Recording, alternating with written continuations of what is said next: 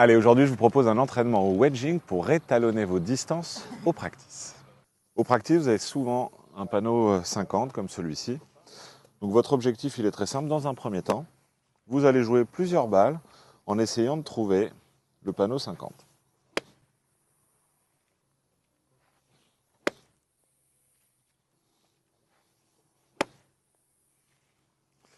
Une fois que vous avez trouvé un calage pour aller sur le panneau 50, vous allez essayer de trouver un repère. Ça peut être un repère physique, un repère visuel, par exemple, voir son club à cette hauteur-là, avoir la sensation que son corps a tourné de tant de distance. Et donc, vous allez essayer d'avoir un calage, un repère sur ce 50 mètres. Moi, mon repère, à titre personnel, j'ai la sensation que que le bras gauche, avant, arrive complètement à l'horizontale, à la parallèle au sol. C'est ce qui me donne mon repère pour 50 mètres. Et donc maintenant, je vais vérifier que c'est juste.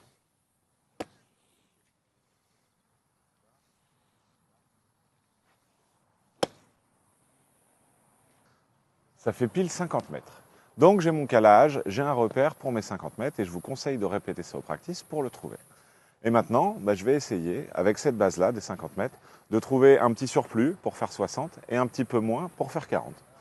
Donc, pour le 40, je vais avoir le même repère ici, mais je vais mettre moins d'armement de poignet.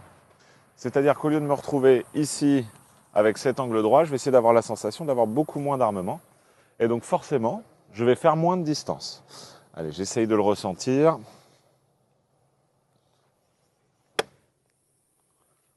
Ok, j'ai une petite dizaine de mètres en moins.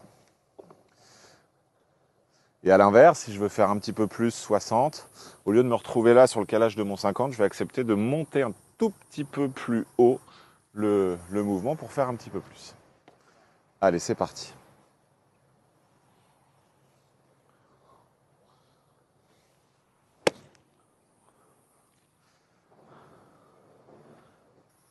Trouvez d'abord votre calage sur 50 mètres et ensuite essayez de faire un petit peu plus, un petit peu moins.